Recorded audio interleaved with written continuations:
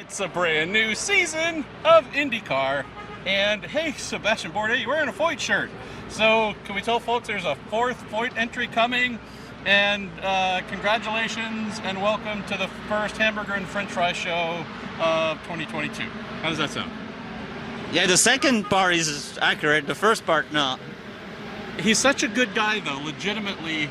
He's over there helping and trying to give some feedback to the Foyt team because he's a good human being. I'm embarrassing you.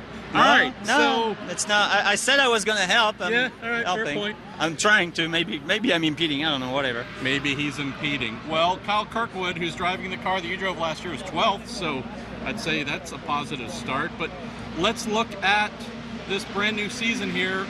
We have your countryman. Please pronounce his name correctly because I just pronounced it.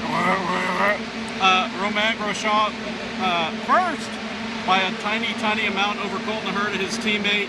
Brand new team, not bad. Being P1 among your teammates and overall to start. Yeah, no, definitely a strong start for Romain and strong start for Andretti Autosport. You look. Obviously Colton second, and then Devlin right, 11th, pretty, Francesco. Pretty close by as well. So yeah, no, it's an impressive showing again, at least for FP1. France doing well. Simon Pagenaud as well. What was he, fourth, something like that? I don't know. I don't pay that close of attention. But obviously with the Andretti affiliation between Meyershank Racing, Honda's quick as we would expect. They're pretty good at the street courses. Will Power was right there for Team Penske, P3, I believe. Not a lot of time to separate folks. Not a lot of track time by most people during the off season. That's maybe the biggest surprise to me. Opening day here, one and only practice session. There wasn't huge gaps between folks. Things were pretty darn tight. Yeah, and the track is hot. It is hot today. It's in the 80s, and when that happens, obviously, the track is fairly slick, and you become pretty tire limited as far as the grips at your disposal. So I think in those conditions it tends to level out. When you start putting the reds on and then it's the one lap wonder thing, then the gaps get a little bigger. But overall, when everybody's working in those conditions, you get pretty limited pretty quick. Speaking of limited, everybody wants to start free practice one of the brand new season quick like a bunny, but there were some people whose results were limited. Arrow McLaren SP, not exactly where they wanted to be. Pato and Felix towards the back. Chip Ganassi cars.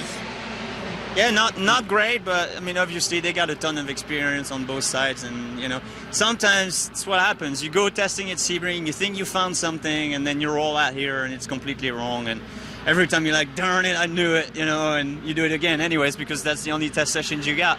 So not uncommon.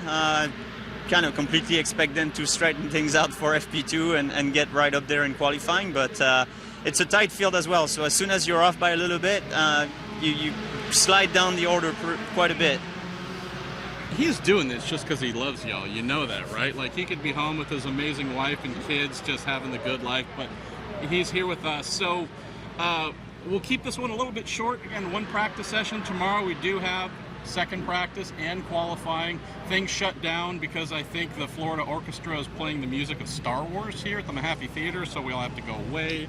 The scheduling. Yeah, prior commitments. Obviously, the race date changed, and then obviously there were things already booked at the Mahaffey, so kind of a collateral damage here for the promoters. But they'll still pull it off. But for sure, it makes the schedule quite compressed and. I wouldn't say less running because they could have run another free practice, one this morning and then be the big rehearsal for qualifying this afternoon. But since COVID, I guess we just don't need to run anymore. So that's what happens. I don't even know why I say we because I don't belong there anymore. But whatever. You belong here. This is your place, Bourdais. But yeah, I mean, honestly, I was on the timing stand with Scott, and there's quite a bit more speed in that thing because he did that on his first set of tires. Wow.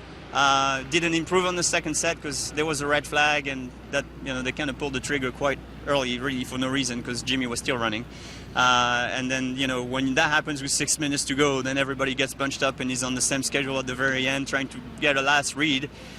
Jimmy Johnson had a little off. They just went straight, but turned the thing around, and then there was a bit of fire on the left front brake, and then sure enough, he got going right away, and they still pulled the trigger on the red flag. So that was a shame, but I think the rookies obviously get 2 sets. Yep. So one right away, they're helping to get the track nice and good for the veterans, and then the side effect of that is that they get a second set for later in the session, but nobody really seemed to make great use of it because the track got really busy, and which happens a lot. But definitely quite a bit of more speed in that AJ Foyt racing car. Such a good guy. All right, so we were supposed to film this in Colton Herta's pit, and he was going to join us and say, surprise, since Seb's going to be focusing on IMSA this season, you gave the approval for him, so we're going to actually cut now to Colton's little introduction, provided I remember to record that, and then we'll be back tomorrow. We might have a special guest there too, but you're the most special guest, Bourdais. Love you, brother.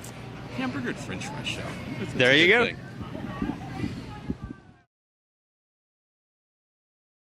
Colton Herta, we're going to be doing this a little bit this year. That's right. That Bourdais, the French fry guy, he left us to go do sports cars. So he left us right now. He's here, but he's not here. He is so checked out. The guy is so lame. He's old. He's forgetful. Yeah, that's what it is. So the good news is you're going to be doing this with me.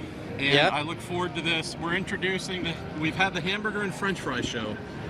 We've got the Hamburger and Taco show. There you go. That's what I was thinking too. And then we got Award. Pato's going to check in and help us every now and then, give you a little bit of a break. But just wanted to say thanks, and truly looking forward to this kid here. He's quick like a bunny. There we go. We'll have some fun this year.